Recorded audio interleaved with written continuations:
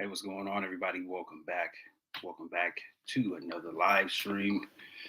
Let's see me get my camera here. Make sure that good.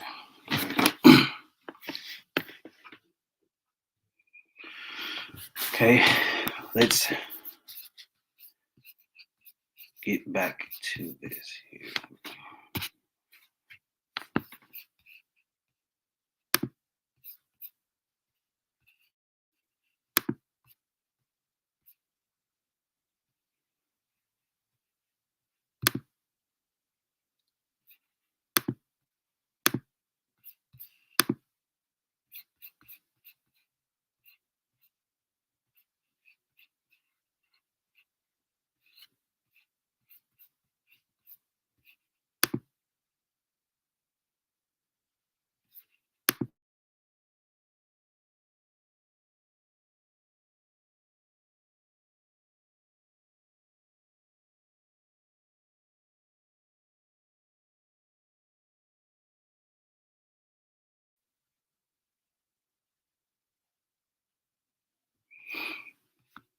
Let's see. Am I clear? Can everybody hear me? Audio, video.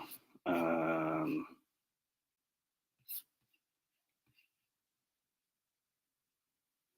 see, my connection seems to be a little spotty.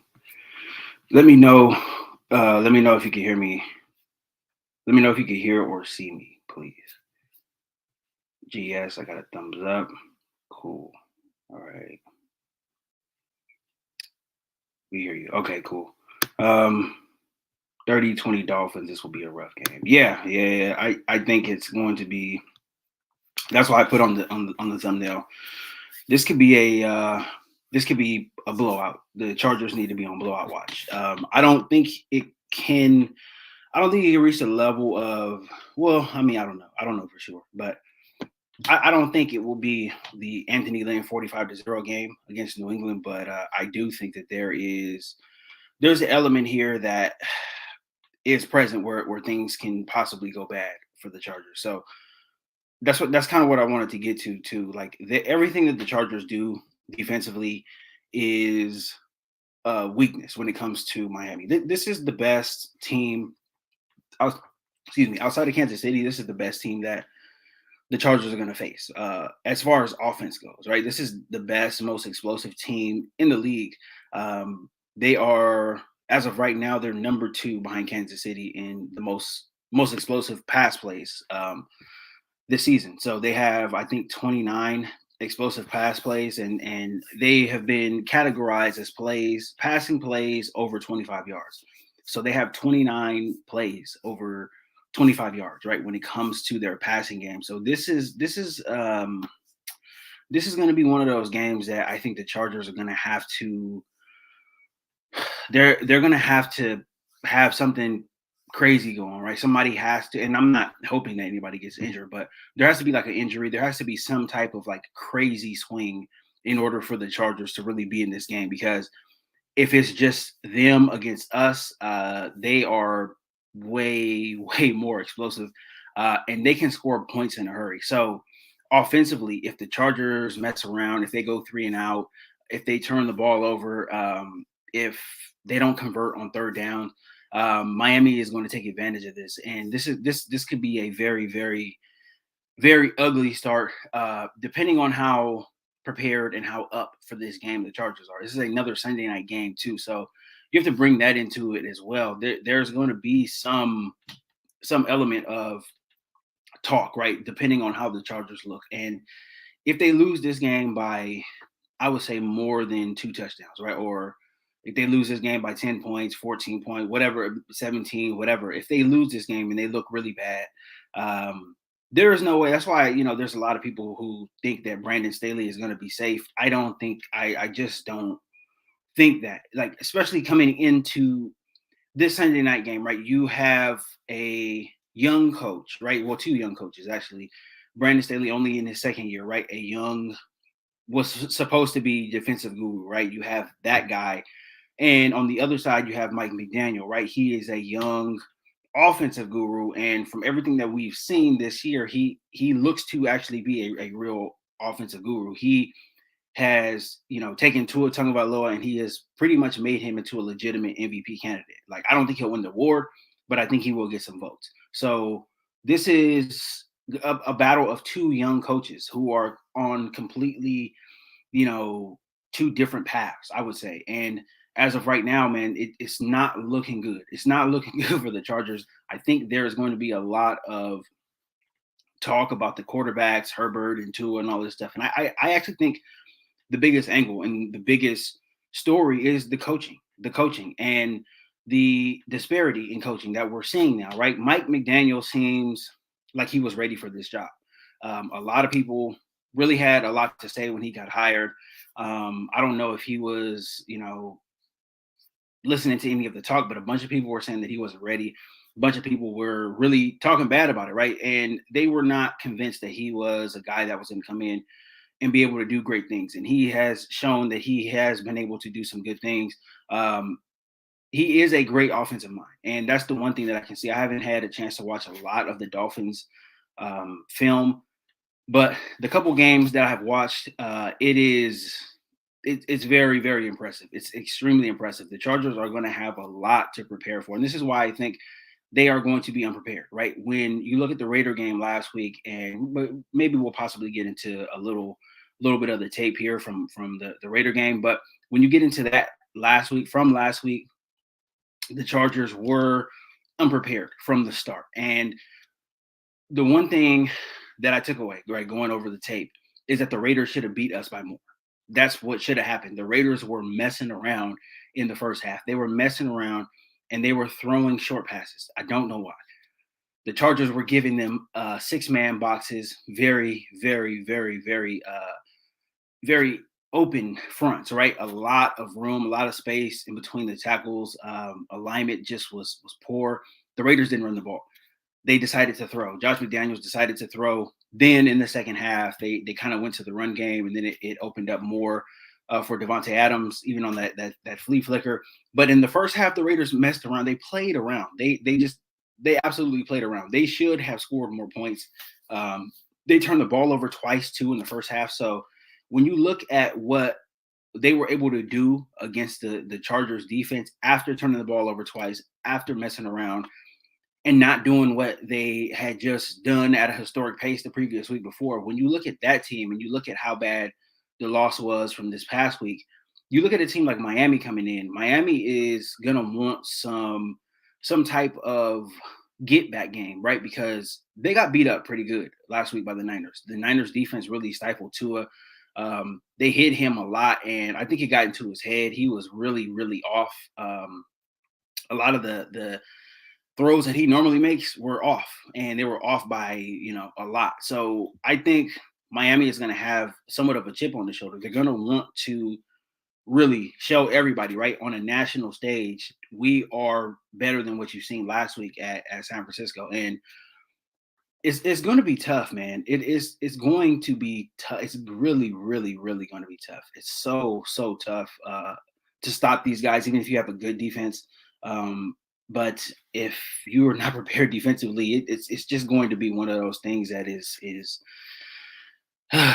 we could really be looking at this, and on Monday morning, like literally everybody calling for Brandon Staley's job, not just us, but everybody in the media, everybody calling for his job. It could be one of those things. Let's see. Herbert is going to carry the team with albatross hole and Barney around his neck. Staley throwing rakes on the field. Oh, throwing rakes on the field to trip Herbert up.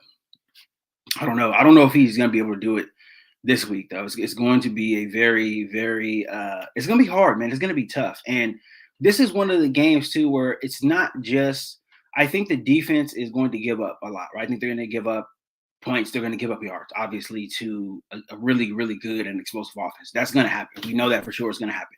But when you're looking at this from like a holistic standpoint, the offense has to do its job as well, too. The offense has to score points. Not only do they have to score points, but they must go on drives, right? They must give the defense some rest. They have to at least try to take Miami out of sync, right? Just by having them on the sideline. Sometimes you get a really hot offense, and, if they're not on the field for, 7, 8 game minutes, right? Those are 7 or 8 game minutes, but in actual, time, right? It might be 30 minutes before they see the field.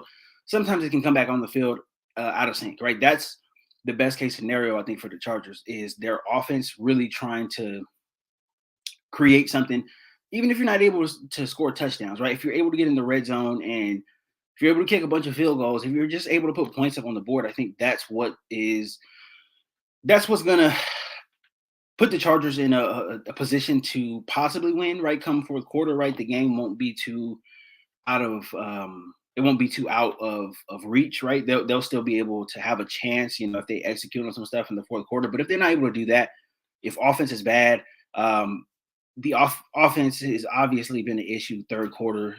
They have been terrible in second halves in general, pretty much all season long. If they come out doing that, that's what I'm saying. Where I think it could be a blowout because we know Miami is going to score points. They're going to score points in the first and second half. They're going to do that. If the Chargers are able to match points in the first half, yeah, good, great, whatever, right?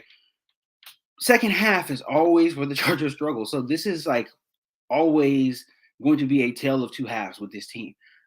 So I'm not saying I'm trying to be as optimistic as I can, but I'm not seeing a lot of things to be optimistic about. So if you're one of those people who doesn't like the negativity or whatever, then you probably won't want to watch this video. But I just don't see a lot of things that I'm like super positive about. I really don't. I'm struggling to see it. I'm trying, but I'm struggling. There's not really a clear path where I see the Chargers saying, okay, I know that they can win if they just do X, Y, and Z. Right. I'm saying they can win if they do X, Y, and Z, but it's just not as clear, right? Because if they don't come out and, stop the run, or if they don't come out and, keep everything in front of them on defense or whatever, like this is a losable game. This is the most losable game on the schedule to me. So, I mean, all we can do is see what happens, but I'm trying to be as optimistic as I can. I just don't see it though. Even the director is calling for Brandon's job, and he's always happy-go-lucky. It's becoming obvious for everyone's daily. It's awful. Yeah, and you can't hide it anymore. This is another primetime game. Another primetime game. National audience, national writers, the ESPNs of the world, NBC Sports, you look at FS1 or Fox Sports, whatever. All of these different talking heads who work for these companies, they're all going to be tuned into this game, the Sunday night game. Tua versus Herbert, it's a very attractive matchup for the NFL. So this is something that a lot of people are going to tune in and they're going to want to see. And when you just juxtapose the positions that both of these quarterbacks are in, it's going to be very glaring to everybody that Justin Herbert does not have the type of coaching that Tua has, right? And, the Dolphins, I don't even think that they're not even really like a finished product, right? They are a team that I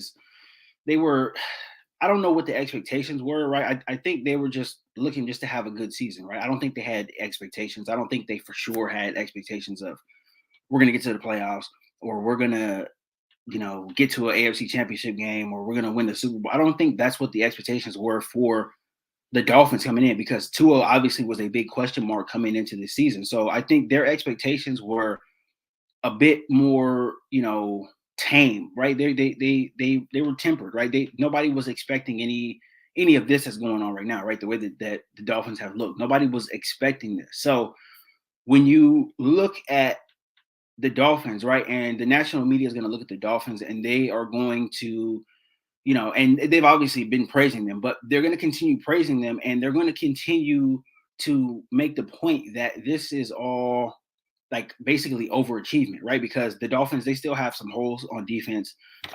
They still have some holes on offense too, like their offensive line. They keep getting hurt, so they need some depth.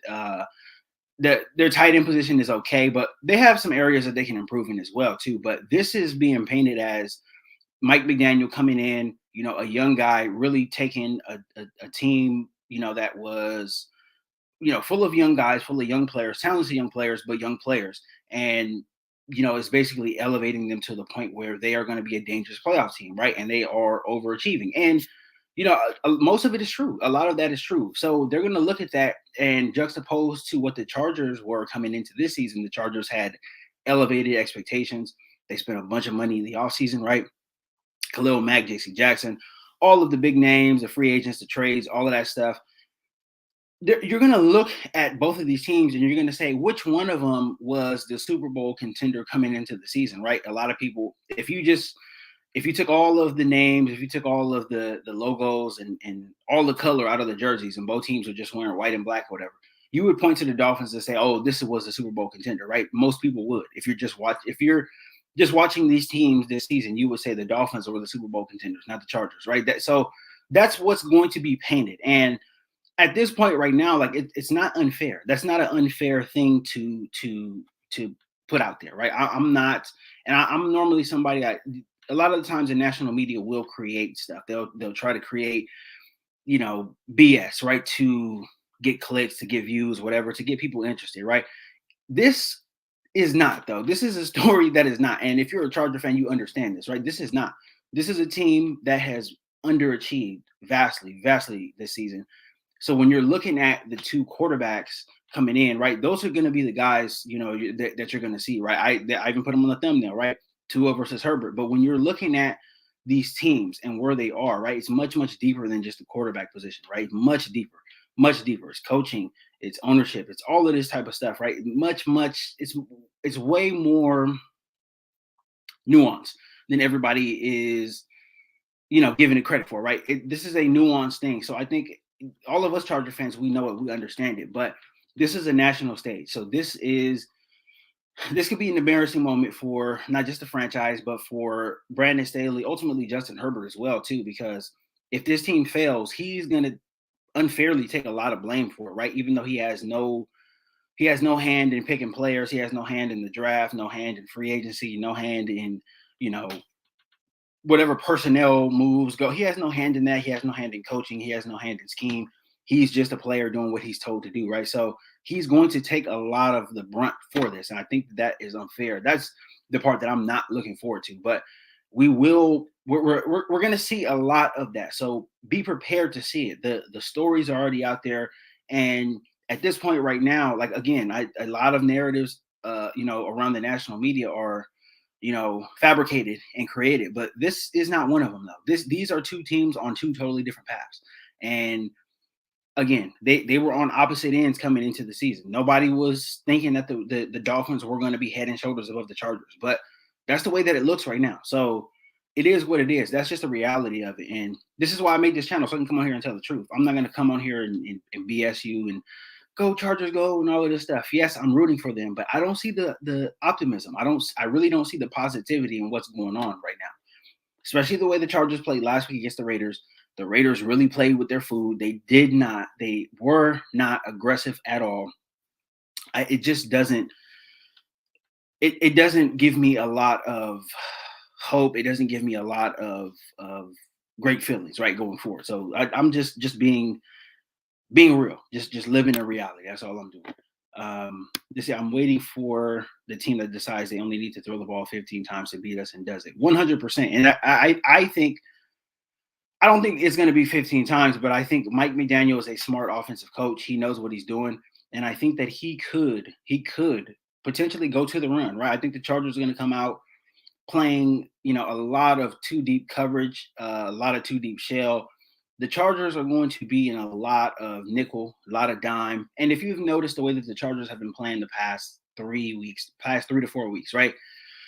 The defensive scheme now is to give something up, but stop something. And that's what it's been looking like, right? Instead of being solid across the board, the defensive scheme is to give something up and try to stop another thing, right? And this was very, very noticeable in the Chiefs game. The Chargers pretty much did whatever they could do to try to stop the pass, even though the Chiefs didn't have any of their main guys. They had a couple of practice squad guys, a couple of rookies. The Chargers sold out to stop the pass, and they allowed a bunch of rushing yards. That's how they played the game against the Chiefs. You go against Arizona, they did the same thing, right? They stopped the pass, but they allowed a bunch of rushing yards. This is a game where you cannot do that. You absolutely cannot do that, because if you come into the game, if you're trying to sell out against the pass, Mike McDaniel is a smart enough coach where he will run the ball. He will run the ball.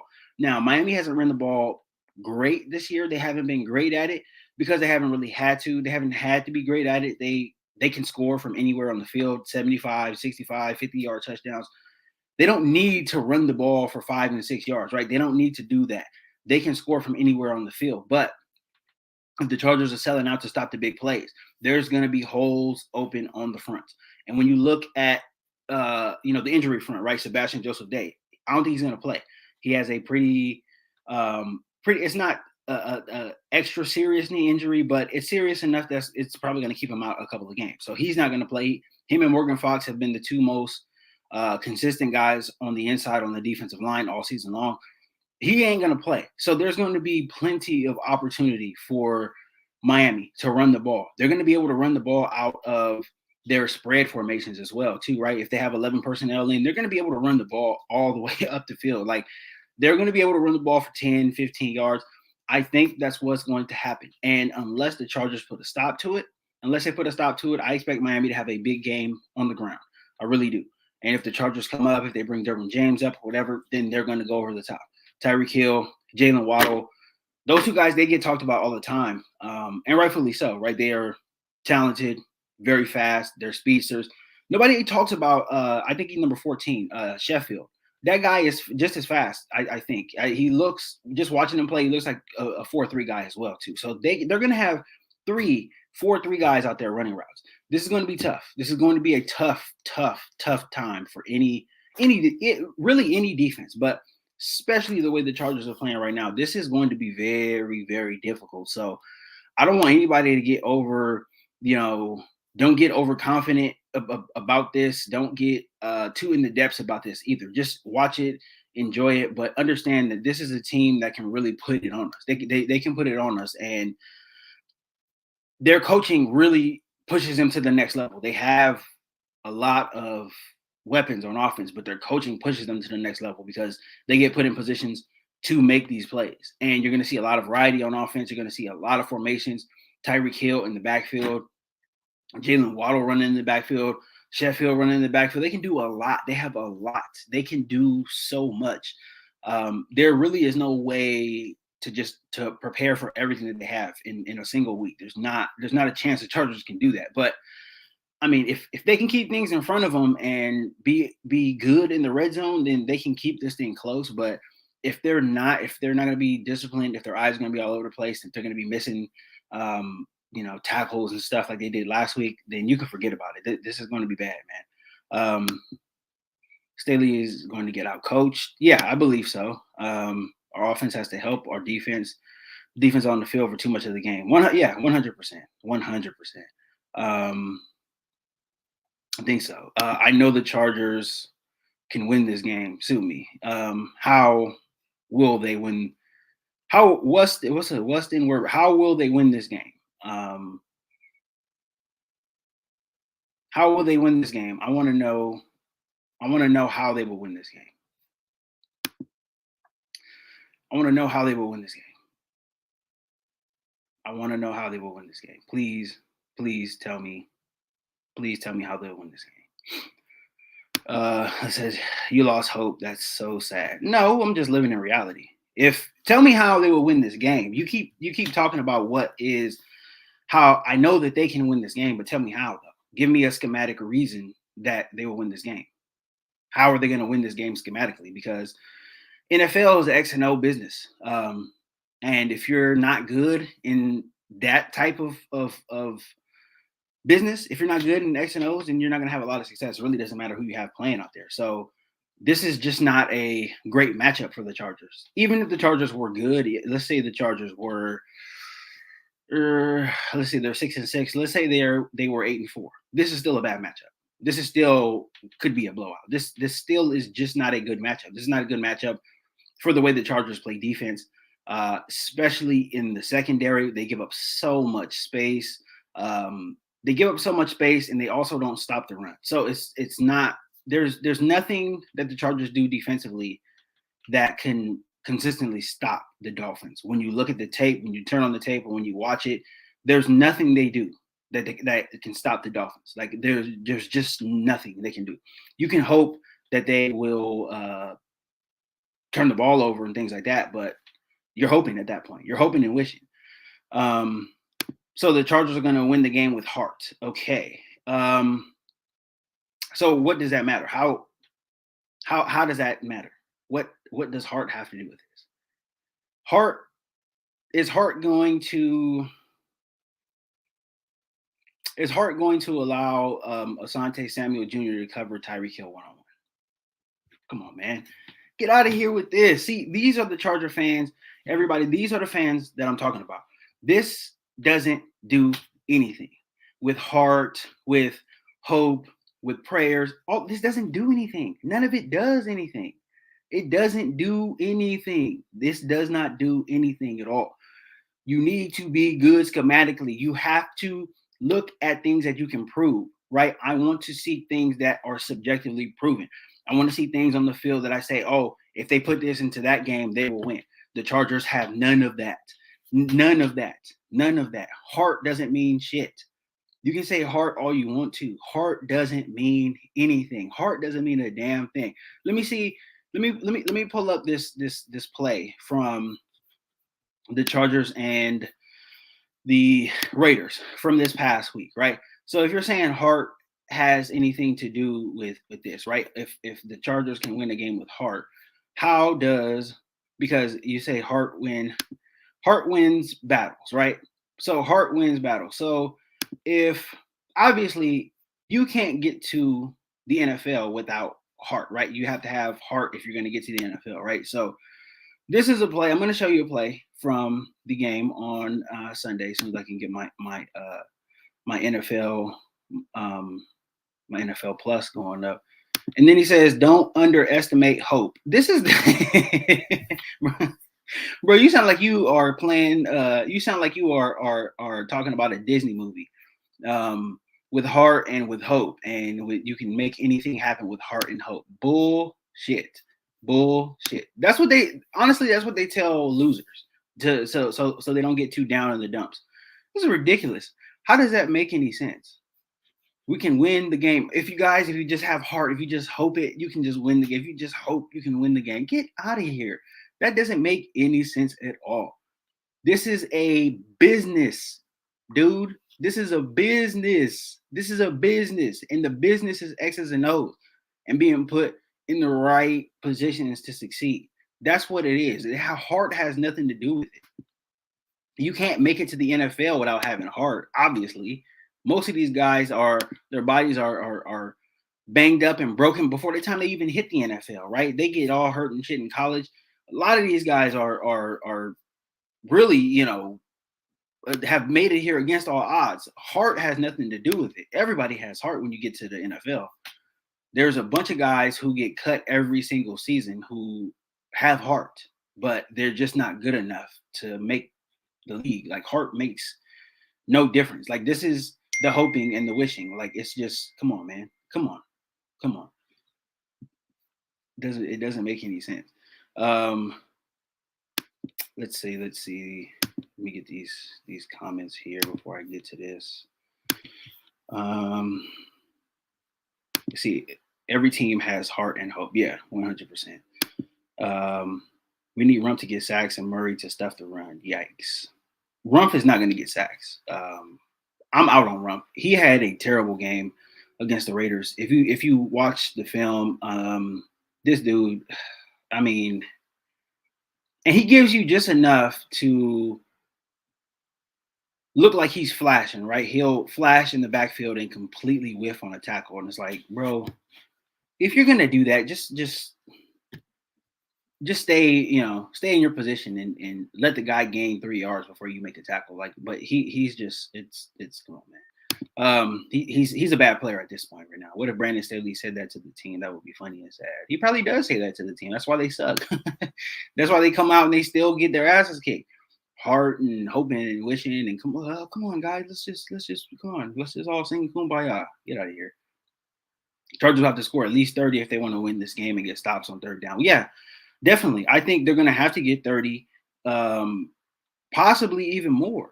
They might have to get more because that's the thing. Miami's going to put up points. They are going to put up points. They put up 17 against San Francisco last week. they had a pretty big play on the first play of the game to Sheffield. It was a 75-yard touchdown. And after that, they really didn't come in and do much. But there was a lot of throws that Tua missed. I thought they could have put up at least another touchdown, at least 24. There was throws that Tua missed. Like I'm thinking on third down, I want to say there was like four. I want to say I seen four that he just flat out missed on third down, and they were like 0 for 7, 0 for 8 on third down against the Niners last week. So that was huge for them. That completely changed the whole game. Even the interceptions, I think like they were bad interceptions, but if you're going to go 0 for 8 on third down against a defense like that, you can forget about it. You can completely forget about it. Now, when you come to LA, when you come to SoFi and you face the Chargers, we are, I think, the third worst defense on third down. We give up third down conversions at like almost a 50% rate. So they're not going to face the same resistance that they faced last week. We are bad on third down. We are terrible on third down. And we're terrible on third and long too. We have given up the most third and longs. We've given up the most first downs on third and longs in the league. It is alarming, and it is honestly sad, right? You should be able to get off the field on 3rd and 15, 3rd and 16. The Chargers give up some of those first downs. So when you're looking at that, right, even if the Dolphins, if they make a couple of mistakes, they get a holding penalties or whatever, if it's 2nd and 15, if it's 3rd and 12 or whatever, the Chargers are not out of the woods. They're going to have to get off the field on third downs. And the way that it seems, distance doesn't really mean anything on third down for the Charger defense, because they will surrender some first downs. And obviously, I think it's scheme. Obviously, I think it is just not being aggressive enough defensively, right? They're just in reactionary positions. And that's the one thing that I noticed too, pretty much all season long. Like there have been, when you watch the film, on the Chargers, right? And it's something that I kind of noticed a couple of weeks back, but it was very, very clear in the Raider game, right? When you look at the Charger defense, how they were lining up against the Raiders offense, they were lining up the way that the alignments, the coverages, all of that stuff, it said respect, right? That's what it said to me. It said respect. The way that the Raiders defense lined up against us had no respect. There are so many people around the box. The safeties are looking in the backfield. The cornerbacks are looking in the backfield. They have no respect for the Chargers offense at all. They have no respect for any of the explosive plays that could happen. They have absolutely no respect for it, and rightfully so, because the Chargers don't make that happen. They don't make it happen. The explosive plays are not there. The Chargers try to nickel and dime you to death, and obviously it doesn't work. It hasn't worked to the level of, us winning more games, right? So they don't respect us. A lot of teams' defenses don't respect us. Now, Miami, they don't have a great defense, but what they do have on defense is speed. They have speed from the defensive end position all the way back to the safety position. Javon Holland, he's one of the best safeties in the league. He's underrated, but Miami's defense has speed. So I expect them to play extremely aggressive against the Chargers. I expect them to come up really come up and try to disrupt everything from the line of scrimmage, down, right? They're not going to be in, cover 4. They're not going to be in cover 2. They don't need to, because they're not going to get beat that way. And the Chargers don't do it. They don't have guys who are going to beat you off the line of scrimmage and really take the top off, right? Even if you get beat off the line of scrimmage by Keenan Allen, Josh Palmer, those guys don't have blazing speed. You're not out of the play yet. So that's the one thing that I noticed. And it's very clear, like the past 3 or 4 weeks, a lot of teams don't respect what the Chargers do. A bunch of teams don't. So it's going to be very interesting to see how Miami plays this, because if they get a lead at any point in the game, they're going to come out and they are going to, I think they're going to blitz a lot, just like the Raiders did last week. I think they're going to be one-on-one. I don't think that they're afraid of Keenan Allen. I don't think they're afraid of Josh Palmer. For everything that those guys can do, they know that they're not going to do enough to beat them, right? Keenan Allen is not going to have 17 catches for 250 yards, right? It's not going to happen. It's just not going to happen. So if they get beat deep once or twice or whatever, they know the game is not over, right? Especially with the offense that they have. I think their defense is going to be super aggressive. I think they're going to roll the dice. I think they're going to be blitzing. I think they're going to bring the house a bunch of times, because the Chargers really can't block it up. They know that. They've seen it on tape last week. And then also, you're not afraid of anybody that the Chargers have. Like you're just not afraid, right? Michael Bandy plays a bunch of snaps, right? Who's afraid of him? Who is afraid of him? Nobody's afraid of him, right? Keenan Allen is one of the best route runners in the league, but Keenan Allen's strength is sitting down in zones, right? Finding zones, sitting down in them, and being able to catch the ball at that point, right? Josh Palmer is kind of the same thing. None of these guys are really going to take the top off a defense when they're in man-to-man. None of these guys can really do that. The only guy on the roster who can really do that is Mike Williams, right? If you try to play him man-to-man and if you're soft and you're not aggressive enough with him, he can catch a ball over you, and if you miss a tackle, he's gone, right? He's a guy that can take the top off of a defense just by how big he is and how physical he is as a receiver.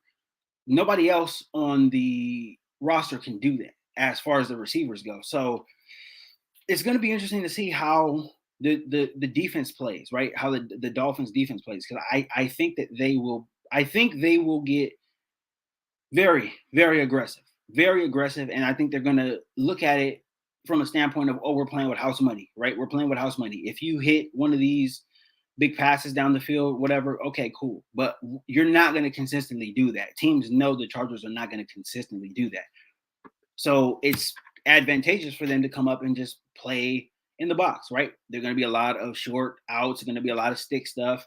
It's advantageous for them to play in the box. That's what the Raiders did, and it was pretty good. The Raiders' plan was pretty good, to be aggressive. They didn't get beat, really.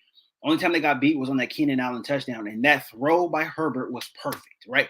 That's the only way that you're going to get beat, is if Herbert has a perfect throw, right? Which he does it all the time. But if I'm a defensive coordinator and I say everything, we've done this right? We called the right plays. We bought the right blitz package. We got home. All the quarterback has to do in order to complete this, right, is to make a perfect throw.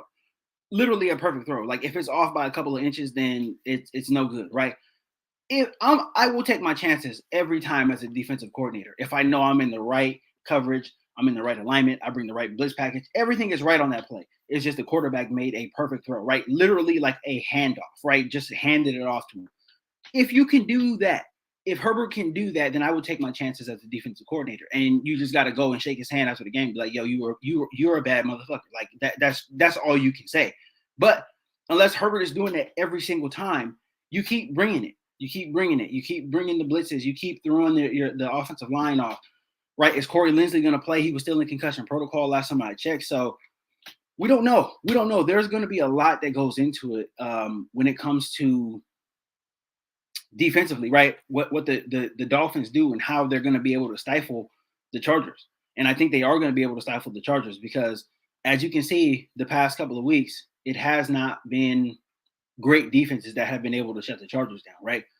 It's just been advantageous schemes, right? Or bringing a blitz at the right time. The Raiders are not a good defense, right? The Chargers offense made that defense look very good because they were playing with house money. They knew they were not going to get beat over the top consistently. And that worked out. So if you know a team is not going to beat you over the top consistently, why wouldn't I bring blitz? Why wouldn't I go one-on-one, right? Why wouldn't I be aggressive as hell all game long if I know you're not going to beat me over the top? I know you're not going to beat me. So what I'm going to come and do, I'm going to hit your quarterback. I'm going to hit him a bunch. We're going to get in the backfield, right? We're going to try to cause some turnovers, right? We're going to try to cause maybe some tip balls, maybe some interceptions, whatever. Even if we don't get those, we're still going to be aggressive, right? Your offense is not going to be able to move the ball the way that you want to, right? All of the little open windows, the little open lanes are not going to be there. We're moving your quarterback off of his spot, and, we're going to cause havoc. And I think that's what the Dolphins defense is going to do. They don't have to be great. And I've seen a lot of people like, oh, the defense isn't great. It might be a shootout. I don't know. They don't have to be great to stop the Chargers. That's one of the things that people have to understand. Your defense doesn't have to be great to stop the Chargers. Let's see. You can't go heads up with defensive line like San Francisco, Las Vegas, Denver. Hang with them, or in a couple of cases, win against them and tell me the line's soft. Right. You can't really. You have to game plan against those teams. You can't just come out and say, hey, we're going to do this, we're going to do that, everything's going to be fine. That doesn't work that way. They are good. The defensive line of the Raiders is Good. They're good on the edges. Chandler Jones had his best game as a Raider so far. Max Crosby, we know what he does, but they are. But when it comes to the Raiders, they have a very soft interior, and even when you start to run the ball, even their defensive ends, they start to get in a reactionary mode, right? Because they don't want to continue being hit by linemen. They don't want to be the ones getting hit. They want to come in and bring the pressure on the linemen, right? They don't want the pulling guards. They don't want the pulling tackles. They don't want that. So when you start running the ball against those type of teams, you can have some success, right? You can have some success, or you can even run the ball well enough to set up the play action. And I think with the Raiders, the Chargers did not respect them up front at all. Because this play I'm gonna go to right now, this is actually a perfect segue here. This is actually a perfect segue to get to this play right here that I wanted to show everybody. We are 6-6 with a lot of bad luck. I hope we can get healthy. I believe. I hope, and I believe. You sound like a motivational speaker, sir. You sound like Brandon Staley. I hope, I believe, I hope. I hope that Foster Sarell can block Max Crosby one-on-one. That's what I hoped, but guess what? It did not happen. So hoping and wishing are it's nothing. It does nothing. Does nothing for you. So that's what I wanted to get into right here. I wanted to get into this tape, and I wanted everybody to see what was going to go on. So I'm going to share my screen here, and we are going to jump into some of the puzzling coaching decisions that we've seen from the Chargers. And let's see, is this thing working? Let me get the, okay. There it is. So we're going to take a look. So this is the Raiders first series. I'm not going to go over that. I wanted to get to the Chargers first series and how Mr. Hoping and Wishing is looking at what this Charger offensive line was doing. Right now, you're looking at Foster Sarell coming up right here. He is, damn, this is working really, really slow. Okay.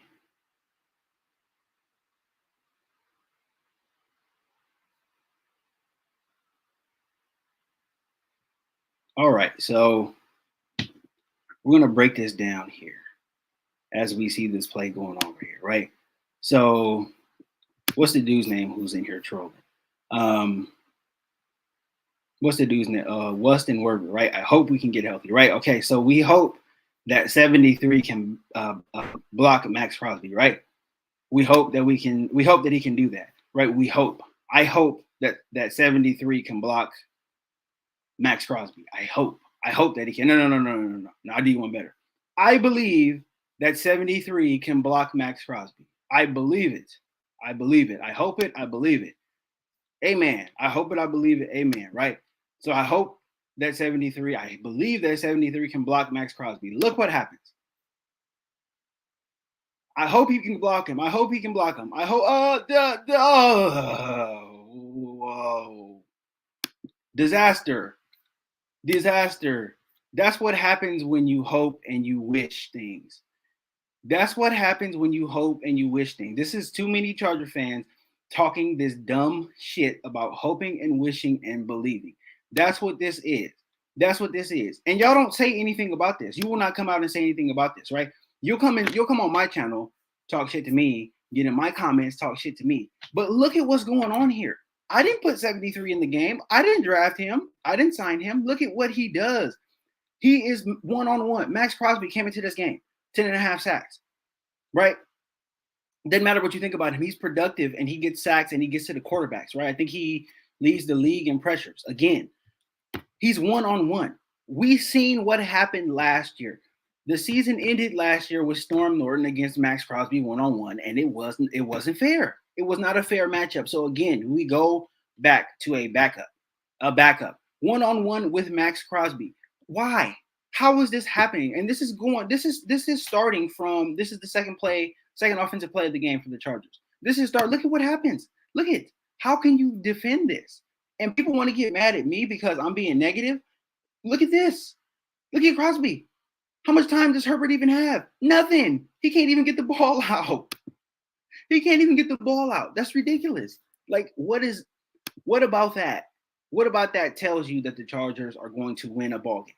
What about that tells you that the Chargers are going to beat a team that can score like a motherfucker? What about that tells you that they can do? This is bad football. This is bad football, and this is allowed. This is allowed. Brandon Staley allows this to happen, right? Come on, man. Come on. This is what hoping and believing gets you. This is bullshit. This is an X and O league, and if you don't put people in positions to succeed, you can't win. And the crazy part about it is too. Let's go back to the play. Because when you watch this, you would think that Eckler, because Eckler's right here, right? Eckler's right here. You would think that Eckler would come up and get a chip on him, right? He doesn't chip him. He goes directly into the route. So Joe Lombardi, the offensive coordinator, he never sends down, hey, tell Austin to get a piece of Crosby before he gets out on the route, right? Which is obviously completely legal to do. This is what good teams do when you have good pass rushers. If you chip them and you stop their momentum, they have nothing else, right? They have nothing else because look at the way he's lined up. He's lined up in a track stance and he's going to come off fast as hell, right? A bat out of hell, right? Like my old defensive coordinator used to say. That's how he's going to come out. He's going to come a bat out of hell. So if Austin gets a piece of him, even if he chips him, he is not going to have that momentum. So now he's going to have to restart. And once he restarts, it gives Foster Sarrell a chance to restart as well, too. So now it's really one-on-one, right? Without the speed rush, it's really a one-on-one battle. And, you can make things happen if you do something like that. But this is a very, very simple, very, very, very simple thing that good teams do. And this is detail-oriented stuff. And the Chargers don't do this. They don't do it. And it's on tape. And if you're here thinking I'm just talking shit, I'm not. It's on tape. I'm showing you right here. This is on tape. This type of stuff right here is on tape. And if you can't make these type of plays, you don't belong in the playoffs. You're not going to win. It doesn't matter what you believe. It doesn't matter who comes back from injury. All of this stuff. And this is another thing. The injury excuses and all of this stuff. None of this has anything to do with injury. This is all detailed scheme stuff. None of this has anything to do with injury. None of it. Because even if this is Trey Pipkins, I still want Eckler getting a piece of him. I want to help Trey Pipkins out as much as I possibly can. This is all scheme stuff. So when people talk about injury and who's coming back and who's been out and all of this stuff, none of it matters. When you see stuff like this on tape, tape don't lie. Tape doesn't lie. It doesn't lie. It shows you. It shows you what teams are doing, what they're not doing. And this is detail-oriented stuff. Justin Herbert was lucky to get the ball back. This could have been disaster from the second play of the game. This could have been a disaster. The ball was out. That was a fumble that he recovered. That wasn't a pass. That was a fumble. That's why he ran after it like a crazy man. That was a fumble. This is bad stuff right here. So don't come to my page talking about I'm negative. Go to the Chargers page and talk shit to them because this is on tape.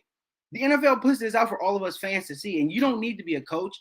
You don't need to be a professional. You don't need to be an executive to break any of this shit down. I can see that this is dumb right here. Whoever is doing this doesn't really know what they're doing. Why would you have a guy 10 and a half sacks through what's it been, 11 games? You have this guy here on a backup tackle. If the Chargers release Foster Sarrell, who would pick him up? Right? Would he maybe get picked up? Probably, maybe. Right? But who would pick him up? Would teams be lining up at his door to have his services? No. This is a backup player. This is a backup player against a star player. One-on-one. Not an advantageous position to be in. It does, like, you can't have this. You absolutely cannot have this. You absolutely cannot do this. You just can't. You can't. This is bad football. It's just bad football. And don't come around here thinking about, like, talking shit to me. Oh, you're not negative. You don't tweet enough positive things. Of course. Why would I? When I see this shit, this sucks. This sucks. Nobody should tweet anything positive when they see stuff like this. So that's what I'm saying. So please, like the hoping and the wishing and all of that stuff's got to get out of here, dude. You got to get out of here with that. And I'm not coming at you personally or anything like that, but this is just what the Chargers do. There's no way to wish out of this. There's no way to hope out of this.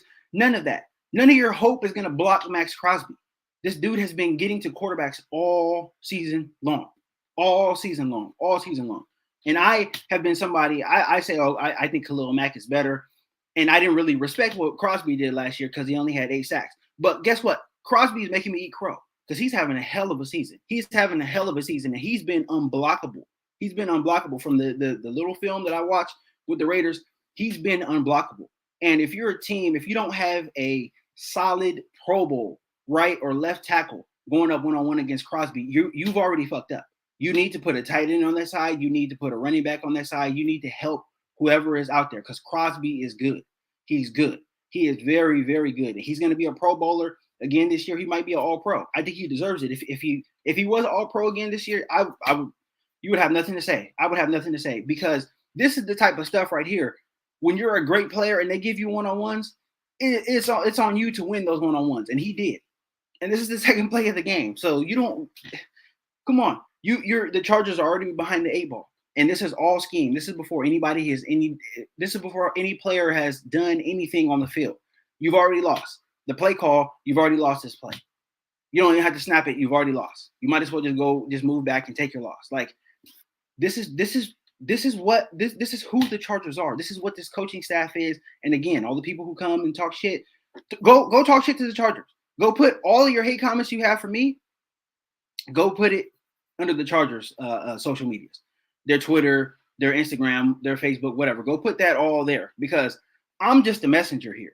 I'm just a messenger, and I'm just showing you guys. That way you can see with your own eyes what the Chargers are doing here. So come on, man. It's not a come on.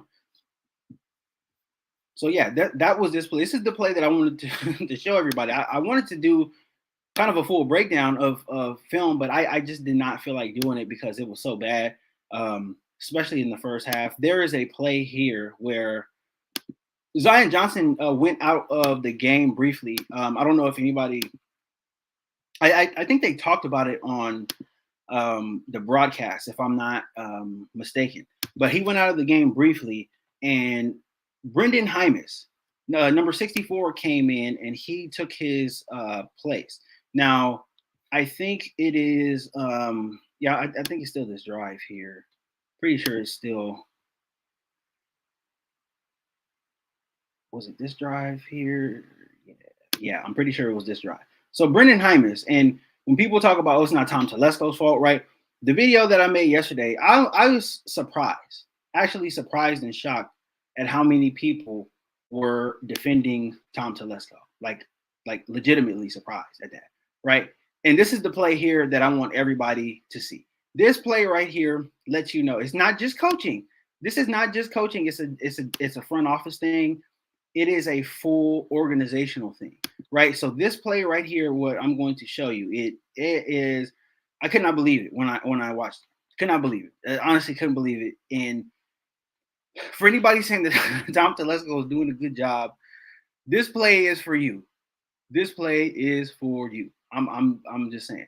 Am I a closet Raider fan? No, I'm not a closet Raider fan, but you have to admit when another team has good players. Why would I not say that Max Crosby is not a good player when he's a good player?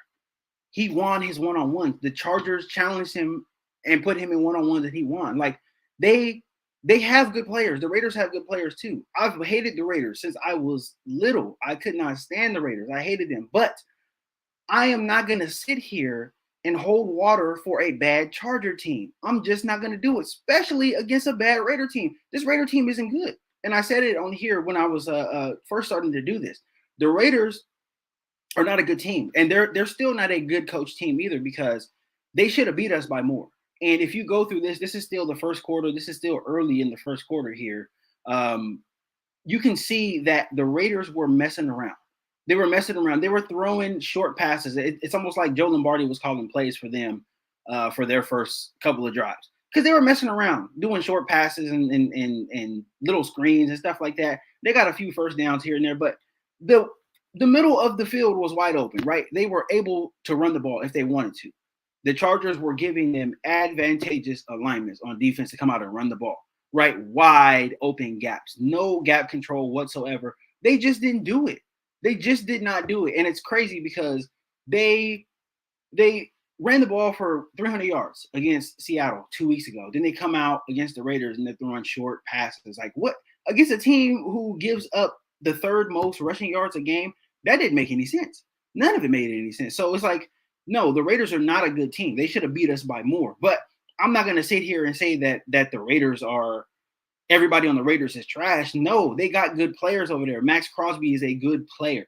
I criticized him last year. This is why I am fair on this channel. I criticized him last year. He was an all-pro last year. He only had 8 sacks, but he led the league in pressures, right? So they gave him a lot of credit, and I was like, pressures aren't a great stat to me. And I even made a video about it. I think it was a Khalil Mack video. I made a video about it over the summertime, talking about how I think Khalil Mack is better than Max Crosby because pressures really don't mean anything, right? Pressures, I mean, they can mean something, but you can still score a touchdown off of a pressure, right? So Max Crosby can get a pressure and Herbert can chunk it down the field and score a touchdown. The Chargers score a touchdown, but it still goes down as a pressure, right? Now, did that pressure do anything? Did the pressure stop the touchdown? No. So it doesn't make sense to me. Like none of that. I'm not a big fan of the pressure stat. That's what I was talking about. But Crosby has 10 sacks. Every time you get a sack or a forced fumble, that stops the play. You, as an offense, that is a negative play for you. You're not getting shit on offense. It is a negative play. It goes down in the books as a negative play. There's no touchdowns that are scored on a sack. There's no touchdowns that are scored on a forced fumble. That is a negative play for the offense. So Max Crosby, that's why I said he has been a lot better. He already has more sacks than he did last year, and there's still 5 more games to go. So, no, I'm not a closeted Raider fan, but you have to give credit where credit is due. This guy is good. He's good. And anybody who's saying that he's not good is stupid. And if you're playing him one-on-one with backup right tackles, you're basically telling him, hey, we don't think you're shit, and he's going to come out and he's going to dominate. Like, there's no shame in that. There's absolutely no shame in that. I'm not a closeted Raider fan. It's just you have to acknowledge there are good players on the Raiders, right? There's good players on the Raiders. There's a good one on offense, too. We've seen him, right? Number 17. Am I a closeted Raider fan if I say, oh, Devontae Adams tore us a new one? No, he's good. He's good. The Raiders have good players. I don't think their coach is great. I don't think their roster construction is great, but they do have good players. And to point that out is not being a Raider fan. It's just, it is what it is. Obviously, the good players showed up. That's how they beat us, right? This is not a Charger dick-sucking channel. I don't swing from the nuts of the Chargers. I give credit where credit is due. If another team has a good player, you have to give credit where credit is due. I do not dick swing. I don't tweet a bunch of stupid positive shit when the Chargers are getting their teeth kicked in. I am real. This is a realistic channel. A realistic channel. This ain't no damn Charger dick riding channel. This is not. I am a Charger fan, but I am pointing out stuff that they need to improve in order to be a good team. And me dick riding or me trying to talk things into existence that are not there, that doesn't make this team better. It obviously doesn't make this team better. People have been doing this all season long. Let's be positive and all. This shit hasn't worked. Haven't y'all, like, if anybody who is super positive about the Chargers, you've been positive all season long. What has the positivity got you? 6-6, right? With a high likelihood of going 6-7. That's what all your positivity has got you. So instead of the positivity, how about you learn a little football, right? Watch some tape, break down, see what the Chargers are not good at, and then go direct all that energy towards the actual Chargers. Not me. I am just an objective fan. I'm an objective viewer of football. I've always said this. I view football from an objective standpoint. If there's good players on my team, I can say that there's good players on my team. If there's good players on the other team, I can say there's good players on the other team. There really is I have no issues. I have no qualms about that at all. But it doesn't help if I'm just going to sit here and swing from the Chargers nuts all game long or all season long. I'm not going to do that. Never have been that way, and I won't be that way. If the team sucks, or if there's something that something that they're not good at, and they need to improve it, I will say it. And this team, They continue to hit their head against the wall, right? And this is a Brandon Staley issue. They come out, they do the same shit every week, and they get beat. They get beat, or if they win, they barely win, and they barely squeak by somebody. This tells you that this team needs to improve. They need to improve on a lot of areas, right? They have the personnel to do it. The coaching obviously is piss poor, but this is something that I come on here and I tell the facts about. I come on here, I tell the facts about all of it. So some of it, if you don't want to hear it, that's fine. But I'm not going to sit here and talk a bunch of shit about the Raiders right after they just beat us. And they should have beat us by more, is what I'm saying too. They came out and they looked like the better team, right? From start to finish, they looked like the better team. They beat us and they turned the ball over twice too. You got to remember that. They turned the ball over twice and they went 3 and out on a couple of drives where they could have just ran the ball, ran the ball 15, 10 yards. They could have gotten touchdowns or at least field goals on some of the drives that they went 3 and out, right? 3 and out on a couple of drives, a couple of turnovers. They had at least 4 to 5 possessions that they did not score on that they probably could have scored on if the play caller was better, if the coaching was better at that point. But they didn't even need that. They just came out in the second half and they really got busy. So no, I'm not going to sit here and talk a bunch of great shit about the Chargers after they just lost to these guys. So why would I? Why would I? It doesn't help. It just doesn't help. It just doesn't help at all. I'm entitled. What does it say? You're entitled to your view, man. I just want you to eat your hat when our Chargers make the playoffs. Good luck. Good luck. Good hoping and wishing, man. Good hoping and wishing. This type of stuff that I'm showing you right here, this is not playoff material. So it doesn't matter what you think. These facts don't care about your feelings. I'm sorry. These facts don't care about your feelings. So if you feel and you hope, the facts don't care about it. They just don't. The facts do not care about your feelings. Okay, so let's get to this play here, right? This play, this is the play in the first quarter. This is Brendan Hymus, right? Number 64. This big sack of shit who is terrible. He does not play. He got drafted was a couple years ago. They don't even put him on the field. Why is he on the team? Right? This is another Storm Norton that we have right here. This is another Storm Norton. So Zion Johnson went out. I don't know. Maybe he just got his ankle taped up or something, but he was back in the game pretty quick. This is Brendan Hymus. This right here is Jerry Tillery.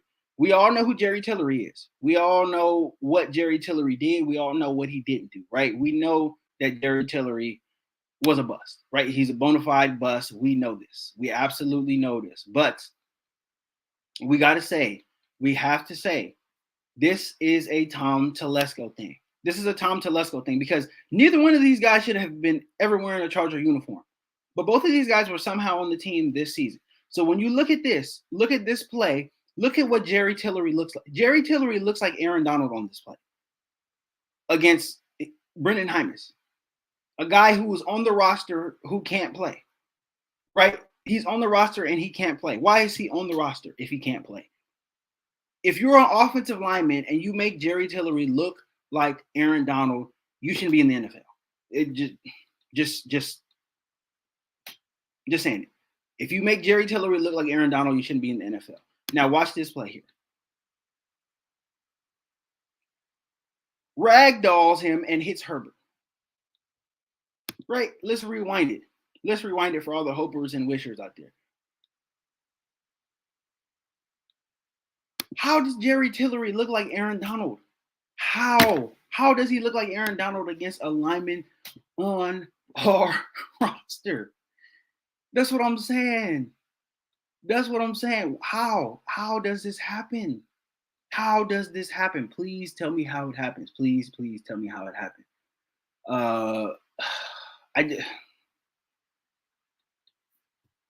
I don't know, man. I just don't know. Watching Tillery eat made me so mad too. I had a feeling he was going to go off this game.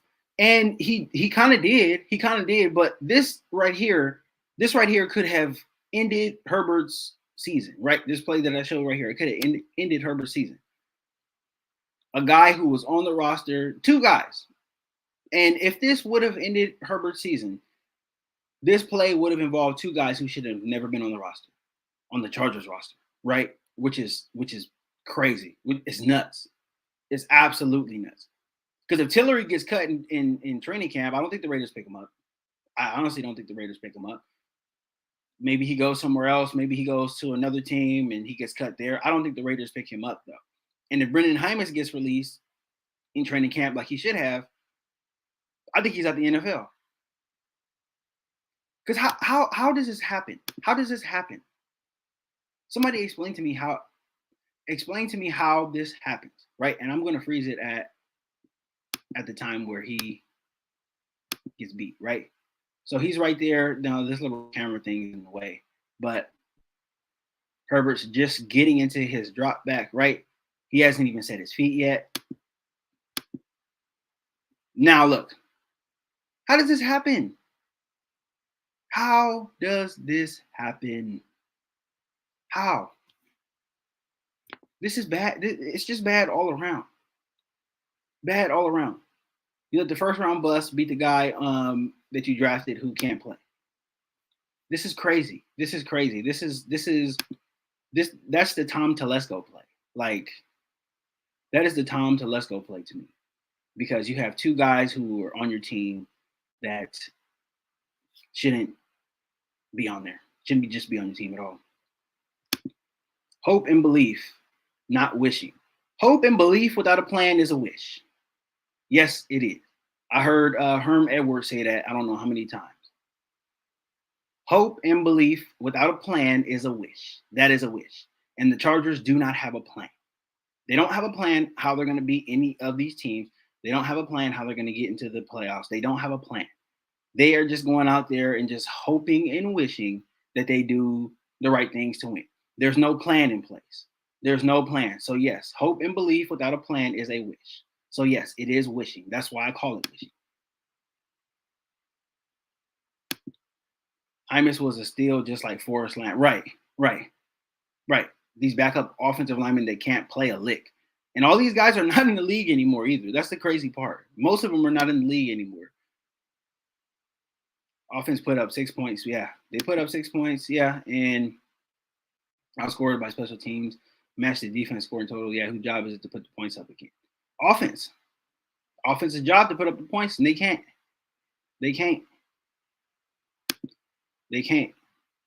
Keenan and Palmer can win. Finns don't have elite pass rush. They can win, but I mean, it's still going to come to third down. They can win, but it's going to come to third down, and the Chargers don't run the ball. So if any of those guys get doubled, or if the Dolphins bring blitzing, if they bring more blitzes, then you can forget about it. The Chargers can't pick up the blitz. Offensive line is not good, so they're still going to get beat. So it's not. They're not at a position where they can call their point to this guy and call, oh, I'm hitting it there, right? The Chargers not in that position, right? They can hope to get these receivers open. They can hope to get Keenan and Palmer open. But at the end of the day, if they don't convert on third down and if they don't score touchdowns in the red zone, they have no chance. They have no chance at all because we know the defense is going to give up third downs. They're going to give up third downs. The Dolphins are going to convert, and they're going to be able to do whatever they want on offense. They're going to be able to run the ball if they want to. And if the Chargers try to stop that, if it's too much, then they're going to have one-on-ones with Tyreek Hill, Jalen Waddle, Sheffield, and none of the Chargers DBs can stay with any of these dudes. So it's the Chargers. Their only hope to win this game is to play a good offensive game, to be able to convert on third down, and to be able to keep the offense on the field for most of the game. If they're able to do that, then this game will be closer. But you can't go out there and think that you're going to you can't go out there and think you're going to match points with the Dolphins because you're just not. We don't have that type of offense. The Chargers haven't scored 30 points in a game, and I can't even remember the last time they scored 30 points in a game. You're going to need 30 points to beat this team here because they can score. They can score with the best of them. So it's Keenan and Josh Palmer, they're good receivers, and their strengths play into how the Chargers can win if they're able to get separation on some of the intermediate routes and all that stuff. But again, it's going to come down to third down. If they're not able to convert on third down, it's going to be a long day. It's going to be a long day for the entire team. So I'm going to be at the game. Oh, you going to the game? Yeah, I know. I've seen a lot of people going to the game. I'm I might go to, depending on how this Dolphin game go. I might be at the Titans game, but I haven't decided yet. I gotta see if my wife wants to go, and see if we can get some babysitting. But we'll see. If this game is a lot closer, if it's entertaining, then I'm definitely gonna go. I mean, I think I probably might go regardless, but I don't know. We'll see. We'll have some time in between. Chargers haven't scored a touchdown in third quarter in 7 straight games. Yeah, and that right there, that's that alone. If that's 8 straight games, the Chargers don't score a touchdown in the third quarter against Miami, that's a loss. That's an L. That's an L. If that's gonna happen, that's an L already. I don't give a shit what happens at any other point, because the Chargers are not going to put up 30 points in the first half. So if they're not going to put up 30 points in the first half, they're going to have to score in both quarters, in the third and fourth quarter, in order to have a chance. If you don't score in the third quarter against a high-powered offense, forget it. Forget it. Forget it. You have already lost. Absolutely, you have already lost.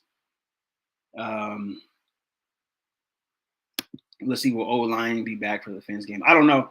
I need to check and see the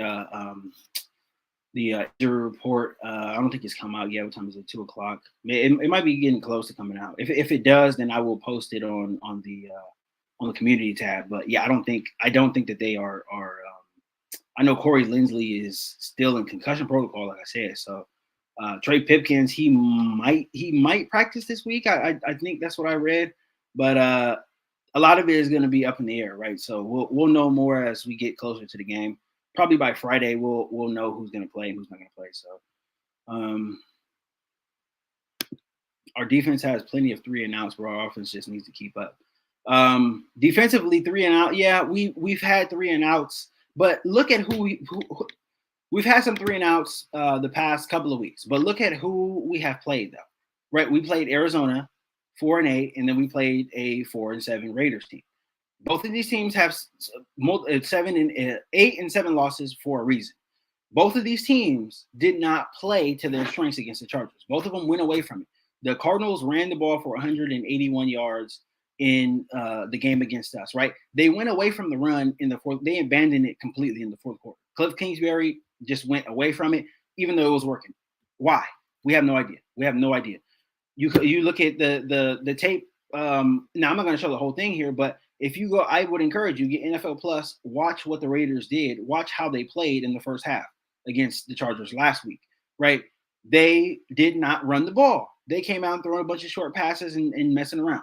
They were messing around. They were playing around. So, yes, we had 3 and outs, but we had 3 and outs because we faced 2 bad coach teams, right? 2 offensive coordinators who they don't just want to have success, but they want to have success their way. They're not going to go with what the defense gives them. They want to play a certain way, and they're going to do it hook or crook, whether it works or not. And that's why the Raiders, they did not look good offensively in the first half, right? They didn't look good. They did not look good. And again, at Seattle, they ran for 300 yards. They ran for 300 yards. And then you come into this game and you face a worse run defense and you don't run the ball in the first half, right? So that's why we had some 3 and outs, because the Raiders decided to get cute, just like the Cardinals did. This is a different animal. Miami is a different animal. They play to their strengths. Mike McDaniel is an excellent, excellent offensive coach. He is a much better offensive coach than Cliff Kingsbury and Josh McDaniels. Hell, he's better than both of them combined, to be honest with you. He's turned Tua into a legitimate MVP candidate. Like I said, he's going to get votes. So we're not playing the Cardinals this week. We're not playing the Raiders this week. We're playing a team that can put up points, and they play to their strengths. You have to come out and stop them. They're not going to stop themselves. So if Mike McDaniel comes out and they have success early with the run and they run for 60, 70 yards in the first quarter, you're going to keep seeing that until the Chargers stop it. They're not going to go away from it just because. They're going to keep running until the Chargers stop it. He is a very, very, very good coach. You got to remember, he comes from the Kyle Shanahan tree. The Kyle Shanahan tree is based off of a run game, right? You have to have a run game if you're going to coach for Kyle Shanahan. You have to know the run game. And this team, they can run the ball when they want to. Like I said, they haven't had to run the ball as much because they are number 2 in the NFL in explosive plays. right? Passing plays over 25 yards, they're number 2. They have 29 of them. They're only behind the Chiefs. The Chiefs have 37. So when you look at that, they haven't had to run the ball because they can get chunk plays. They can get chunk plays down the field. They can get chunk plays just off of a screen, right? Tyreek Hill can go 30, 40 yards. Same thing with Jalen Waddle. They don't have to run. Those kind of work as runs when you think about it. Those guys catching a 2-yard, 3-yard out and going 30, 40 yards, those kind of work as runs. So when you're looking at an offense like that, they can play to their strengths, and they will play to their strengths. They are the number 2 passing offense in the league. They're going to. They are going to. They're absolutely going to get to what they want to do. It's up to the Chargers to stop them. So the 3 and outs that you've seen against bad teams, against bad offenses, those are not going to translate to a good offense. They're just not going to. They're not going to translate to a good offense. So this is a different animal. This is a much, much different animal. These guys have more firepower than Kansas City. I know they have Mahomes, but they have more firepower than Kansas City. They have 3 receivers who look like they're 4-3. Well, Tyreek Hill is 4-2. Jalen Waddle is 4-2. Sheffield is like 4-3. They got 3 burners. 3 burners. All Tua has to do is literally throw it up to them. They're going to be open. So, again, this is not the Cardinals. This is not the Raiders. This is heavy firepower. Heavy firepower. How do we get 6 wins without a plan? We haven't beat a team that has a winning record. All of our wins have come against teams that don't have winning records. So we have gotten 6 wins against inferior teams. That's where all our wins have come. If we had a plan, we would have a plan to beat good teams, but we don't beat good teams. So that's what it is. 6 wins is 6 wins against bad teams. We haven't beat a good team yet. We have not beat a team with a winning record. Not even a playoff team, just a team with a winning record. All of our wins against bad teams. So you keep coming with these. You keep coming with this hoping and wishing stuff, bro. I'm getting the fuck out of here. I have a rebuttal for everything you can say. So again, if you want to do this battle of wits, we can do it as long as you want, because I got something for you every single time. There's a plan. If there's a plan, then we're beating good teams, right? If there's no plan, we're not beating good teams, and that's where we're at right now. We're not beating good teams, and we haven't all season long. As a matter of fact, the Seahawks have as many wins at SoFi Stadium as the Chargers do. You think about that? Justin Herbert has 2 wins at SoFi this season. Geno Smith, 2 wins at SoFi this season. The Chargers play 8 games at SoFi this season. The Seahawks have only played 2 games at SoFi this season. So come on, please. Again, if you want to do this battle of wits, we can keep going because I'm enjoying it. Let's see, Lindsley, Zion, and right tackle will be back. Our wide receiver will be full. Mike Keenan and Palmer. Parham coming back. Russ already a recipe for success. No, it's not. It's not. It's just not. It's just not. All these guys were healthy last year, and we still didn't make the playoffs. It's just not. We're not good enough. We're just not good enough with coaching. Coaching is not good enough. Especially, again, against a team like this who has all this firepower, it's just not good enough.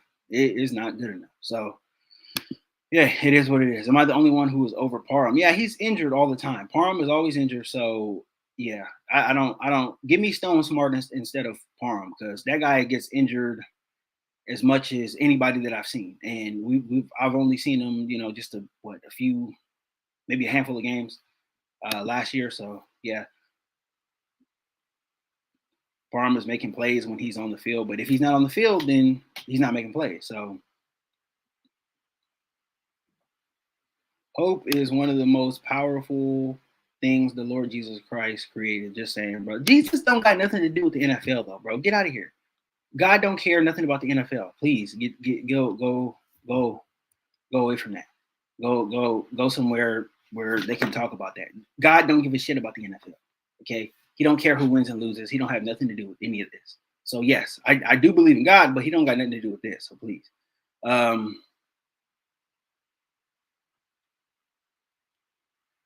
Let's see. What are your thoughts on hiring Vic Fangio and us hiring like a Mike McCoy as OC? Nah. Vic Fangio, nah. You can't. We need a younger offensive coach. If we're not going to get a Jim Harbaugh, then we need a younger offensive coach who has some type of experience. obviously, you can't. The younger you get, the less experience the person is likely to have. But I think you need an offensive coach. You have to go with somebody on offense now because you have to have a coach that is going to let Justin Herbert and the offense play, and you have to have a coach that is going to be able to make a good hire at offensive coordinator. If that coach is not going to call plays, then the hire has to be a home run hire. So yeah, Mike McCoy. We've seen the Mike McCoy thing before. Mike McCoy is not a coach, and even now at this point, I don't think he's an offensive coordinator. I think the game has passed him by. The only reason why he had any type of name at all was because of Peyton Manning. And once he left Peyton Manning, we seen that he was not anything that anybody in the league wanted. And once the Chargers fired him in 2016, and he had no other coaching opportunities at that point, right? I think he just went to go be like assistants, right? I don't even think he was coordinators. I think he was just assistants. Even right now, what is he? The quarterbacks coach, I believe, right, for the Jaguars. So he hasn't even called plays in I don't know how long, right? So Mike McCoy is I think he's the time has passed him by. I think you need somebody younger. You need somebody more innovative. You need somebody who is going to focus on the running game, getting the running game back to being good. Yeah, you gotta go somewhere else with it. I don't think it's I don't think that he is a guy that is going to be looked at or taken seriously as a candidate.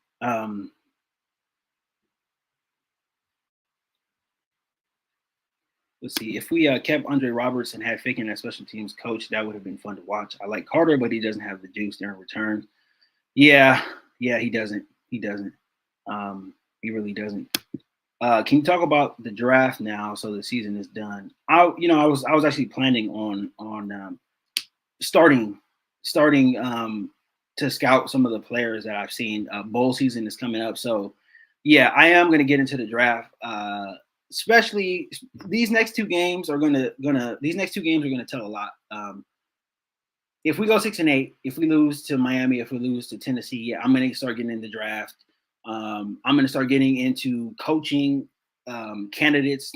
I'm gonna start getting into all of that stuff, yeah, because if the Chargers are 6-8, the season is gonna be over. There's gonna be no way they're gonna be able to get back into the playoff mix with 3 games left. Yeah, it'll just be over and done. So, yeah, I'm gonna get into some of that here pretty soon. Chargers season is done. I see them winning some garbage time games at the end, only to destroy their draft position. Possibly that could possibly happen. We'll see. We'll see what happens. Chargers have a major strength and conditioning problem. I feel all these injuries can be avoided. Football is a tough game, but the consistent injury is coming from somewhere. Yeah, and I've seen that. I've seen that they have had a lot of. It's not just the number of injuries, but the types of injuries. They do need a overhaul in the strength and conditioning program. I don't know if it is how up to date it is. I know some teams have very archaic type of strength and conditioning stuff. I don't know if it is that. I don't know if it's just a unlucky season, but it does have to get looked at though. And they're gonna have to break down some of these injuries. I think especially the injuries that really indicate to me that there might be a problem are the soft tissue injuries, the hamstrings, and the hamstrings that have not healed. Right, you look at Donald Parham, had to go on IR. Right, Keenan Allen, how long was he out for with his hamstring? Like, what was he out 8-9 weeks or whatever? The soft tissue hamstring injuries, those are the ones to look at because those things usually heal up and even if a guy's taking his time, right? 3-4 weeks, something like that. So those are the ones that I would look at if I had to look at the strength and conditioning program. The soft tissue injuries are very they're very interesting, right? Especially when you compare it to other teams and other guys who have had the same type of injuries. Like Kadarius Toney, he injured his when the Chiefs came to LA and they played the Chargers a couple weeks ago. He injured his hamstring uh, second quarter of the game, and he was out. And he's going to play this week. He's going to practice and he's going to play this week. Now, whether or not he's 100%, whatever, okay, we don't know that, but as far as like the grade go, like the grade 1 or grade 2, whatever, it was the same as Keenan Allen, right? It was a grade 1 hamstring thing. But Keenan Allen, his injury didn't respond to whatever treatment that he was getting. Kadarius Toney is now back in 3 weeks, right? And I think they took his time too. Like he took his time. I think he could have played last week if he wanted to, or if it was like a playoff game, he could have gave it a go. But now he's going to be back in 3 weeks. So I think that is something to look at. I think that's something to look at if there is more of it, with these next 5 games, then yeah, I think that's something you should definitely look at. Yeah.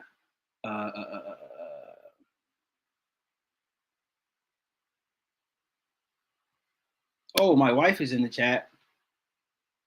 Wilson Herbert has to be trolling. Yeah, my wife is telling you to shut up, bro. I didn't even know that I didn't even know you're in the chat.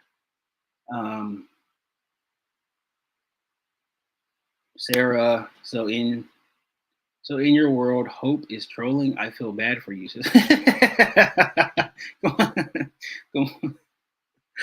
Come on, man. Come on. Stop it. Stop it. Stop it.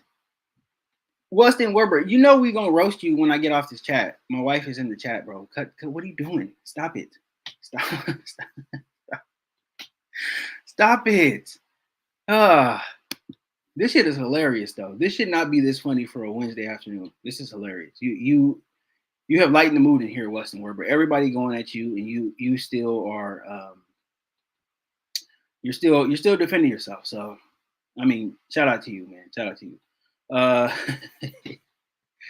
Oh, let's see. Keenan Allen is also 30, out of his prime and older now. A few good seasons, but no longer elite. I think Keenan Allen is at the point right now in his career where he needs another receiver. He needs a speed receiver. I think having Mike is good, but I think he needs a speed receiver. He needs a legitimate speed receiver on the field with him for a lot of snaps, because Keenan Allen is still one of the best route runners in the league. And those guys do not they don't deteriorate fast, right? Because he's not a speed guy. His game is not based on speed or athleticism. His game is based off of route running and him being able to read defenses. So he still has a lot to offer, but you cannot have him be the primary option, because if you come down and double him, it's you can forget about it, right? He needs somebody over the top, right? He needs a Mike Williams on the other side, and he needs somebody else to take the top off of a defense so they can't focus on him. If he has somebody like that, he can really still put up numbers. He can, because even in the game when he came back against Kansas City, like that was his first game back. The routes that he was running, when they put him one-on-one, he was able to win. He's always able to win when he's one-on-one.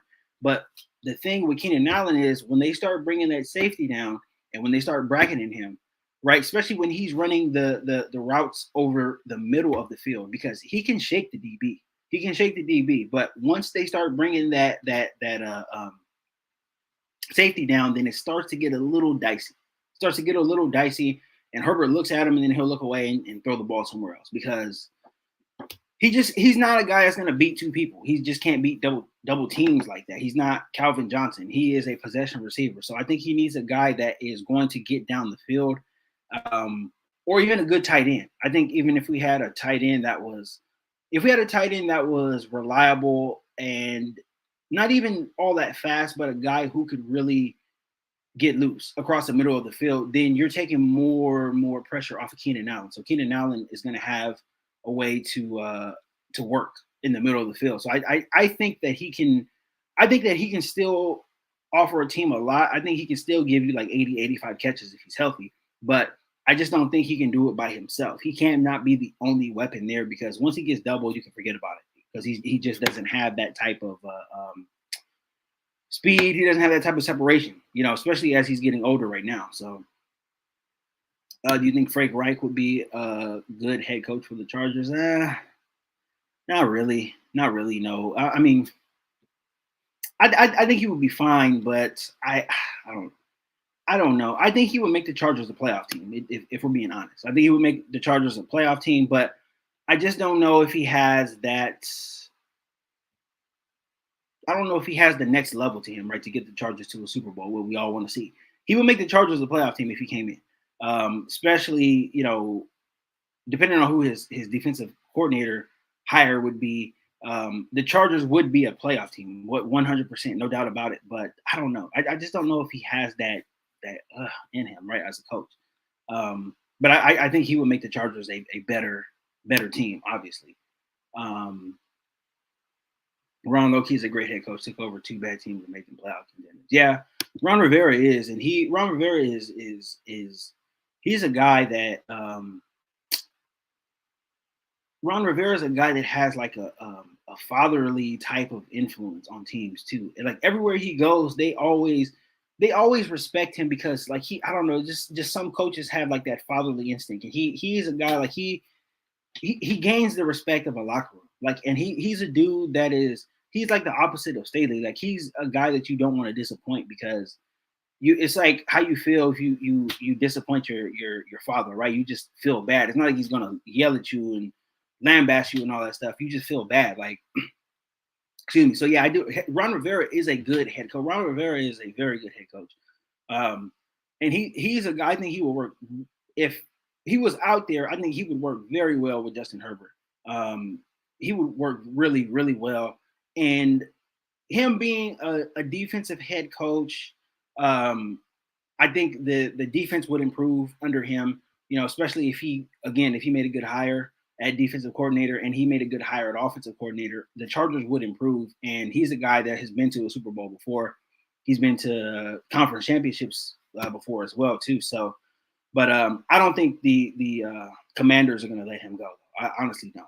There's no way they let him go. Let's see here. Realistically, we have 1 to 2 year seasons of Prime Bosa and Ken. Yeah, time to rebuild. Yeah, time to draft guys behind them. They need to be drafted behind. Bosa is a guy. He was on Drew Tranquil has a podcast. He was on his podcast this offseason.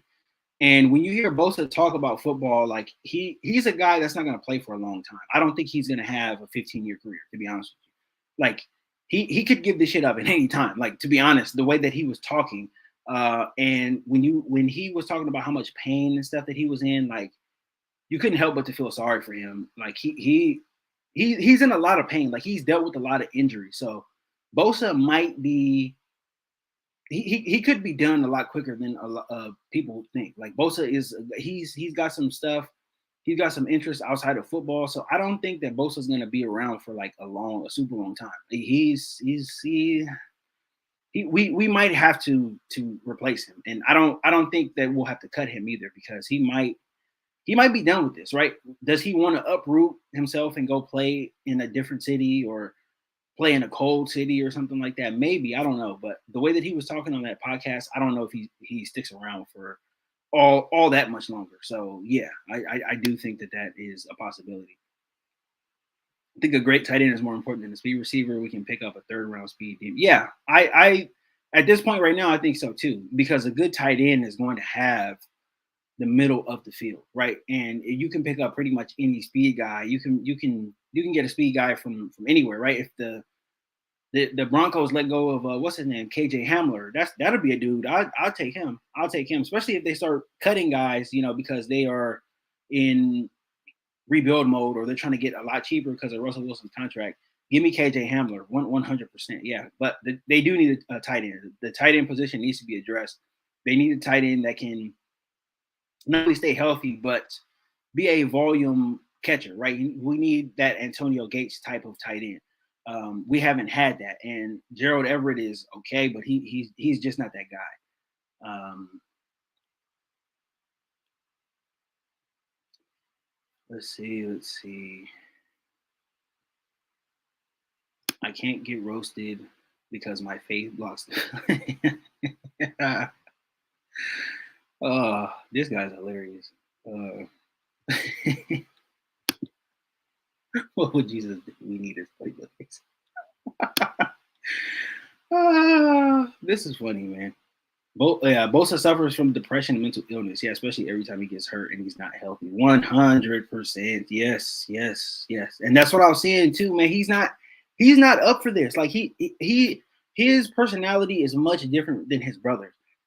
Even though they sort of look alike and their body types are the same, his personality is a lot different. Like he he wants to just go be alone. I can tell that he wants to go be alone. So yeah, his mental health, that's the thing that I worry about with him. And he's had the concussions, he's had the neck thing, and now the injury that he's going through right now, the groin. Like that's a lot to come back. That's a lot to come back from. So I don't know, man. I don't know. I hope the best for him before anything else, because I mean, I just as a human being, I'm just like, damn, I don't want this dude to be. I don't want him to be on the team if he's going to be miserable like that. That's terrible. That's awful. Um, would you resign Hunter Henry? Hunter Henry was overrated his whole time with the Chargers. I think they need to go in a different direction. More athletic tight end. He's just been all right with the Patriots. He's just overrated to me. I've never understood the Hunter Henry thing. Sometimes I wonder how Gates was so good for us. Great hands and body control, but kind of slow. Yeah, but he understood how to leverage his routes. Route running is a science within itself. Some of his routes that he ran, and because he was, especially as he got older too, he got way bigger too. Like he just looked like a big old dude lumbering down the field. Like he didn't really look like a football player, but his route running was amazing. His body control, the way that he was able to shield defenders off too from like batting the ball away. Like he was amazing. He was excellent. Route running is a science, and you don't have to be the fastest if you understand leverage, if you understand defense, if you understand, just how to get to the top of your route, right? Be able to create sudden separation. If you're able to do that, you're gonna be good. You're gonna have a very long NFL career. That's what Keenan Allen has been doing. And I think Keenan Allen, once it's all said and done with, he's gonna be a Hall of Famer too, because that sudden separation at the top of your route can break anybody. It doesn't matter how fast a DB is. It really does create a lot of space for you to catch the ball as a wide receiver. So I don't know, man. It's guys, there's certain guys who really take to the craft and they understand it and they pick it up very well and they continue to get better, and then all of a sudden, you have a Hall of Fame career. So yeah, and Antonio Gates was amazing for us, and he wasn't an athlete like that. Everett is good. What do you mean? We don't need another Antonio Gates. What we need is a running back like LT, keep the pressure off of Herbert. No, Gerald Everett drops too many passes. He's dropped open passes. He's dropped a couple of touchdowns this year. He's not that good. There's a reason why this is his third team in how long has he been in the league? 4 or 5 years? This is his third team in 5 years. So if he was good, we would have known about it a long time ago. I was hoping that there was like a lot of untapped potential there, but he drops too many passes to be considered a great tight end. Like he's good, he'll put up good numbers, but he's way too inconsistent with the hands, way too inconsistent. You cannot be that inconsistent with your hands. You have to have great hands, right? You're looking at a Kelsey, great hands, right? He doesn't drop passes. Any of the other good tight ends in the league don't drop passes. What's the dude's name in Baltimore? Mark Andrews, he don't drop passes. These guys have sure hands. So if you're going to be a good tight end, if you're going to be running these routes over the middle, you have to have good hands. And Gerald Everett, his hands are just not great. Like it's just not great. Hunter is a traitor. He thought he was the next Gates. Yeah, he's whatever. Like he's good, but he's not that good. And even with the Chargers, I mean, he was like okay, but like he wasn't doing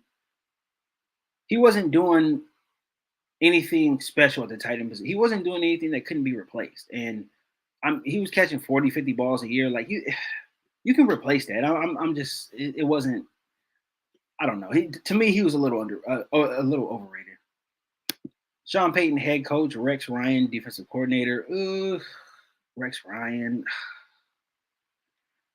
I'll take Sean Payton as head coach and give me Brian Flores as a defensive coordinator. Because Brian Flores can get the most out of his defense. Because he got the most out of a bad defense. He got the most out of a bad defense in Miami. When he got there, they were a bad defense, so he got the most out of them. So, yeah, I think Brian Flores. Give me Brian Flores for sure. Give me Brian Flores for sure. Let's see. Do you think what is this? Do you think Mike Will can be elite? I mean, it talks about being in the top NFL receivers, Mike Evans or Hopkins level. I feel his route running and tree is limited. He's been in the league a minute. Yeah, I think he can be elite. But they have to get back to an offensive scheme that is going to scheme some of these receivers open, because Mike can get open on his own. That's the one thing that I've seen at the game in person. Mike Williams, he went off that game last season against the Browns, but he was able to get open and he's able to run through. Like, his body type is very rare at receiver. Like he's a guy I think can have a huge. If Mike Williams left the Chargers and he went to like a Kansas City or I don't know, like any other good team like Buffalo or something like that, like Mike Williams would be an all pro. But the way that the Chargers use him, he is just not he's not as lethal as a receiver as he could be. He should be used in a way that he can get where he can get the most out of people. Where the Chargers can get the most out of him. He should be used that way, but he's not. So I don't know, man. I think he could be elite, but it just depends the type of scheme that he's running. Because if he's just being used as a deep ball guy, then I don't think so. But he's a guy that can do some. If he is going in motion, if he's running like drag routes across the middle of the field, if he's doing all of that stuff, if he's able to do that, then I think, yeah, he can be an elite receiver. And he did a lot of it last year too. That's what was surprising. A lot of people didn't think he had that next level to him, but he did a lot of it. He was running drag routes. He was running the whole route tree last year. He can high point balls. He's physical.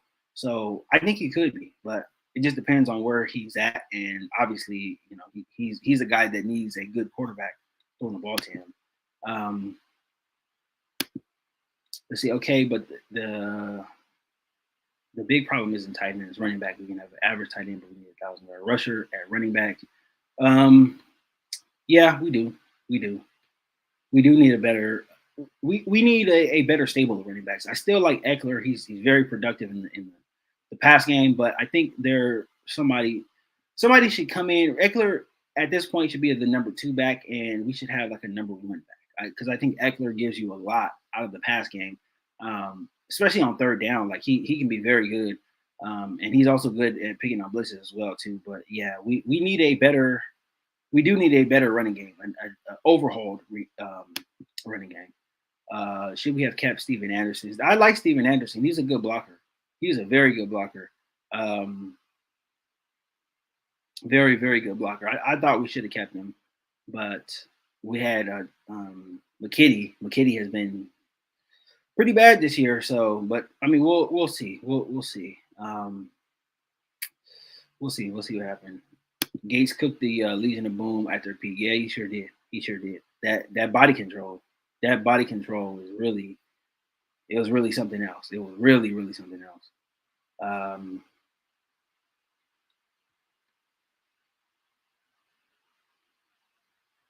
Don't need a great tight end. You're serviceable and they can stay healthy. I do a little things. Herbert, make the tight end. Yeah, that's why I think they can draft a tight end in the draft. 3rd, 4th round. There's going to be a lot of tight. This is a heavy tight end draft. I look at the kid from Utah, Kincaid. He can run routes. He's physical. I think he's probably going to be there 2nd, 3rd round. The Notre Dame tight end, he'll be gone.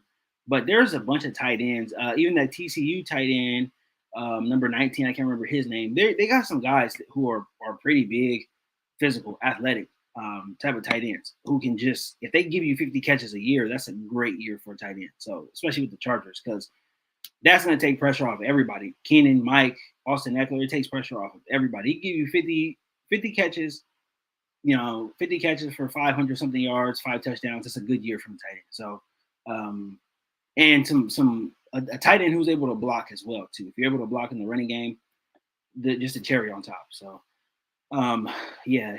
But I've been on here for about hour 45. I'm gonna go ahead and sign off now. I'm gonna be back tomorrow with some more content. We're gonna get into some more coaching stuff, some more stuff that I seen on film that I wanted to get into. So I'm gonna go ahead and sign off now. Thank you so much, everybody, for joining me. Really, really appreciate it. But yeah, I'm gonna go ahead and sign off now. So until next time, I'll see you guys later.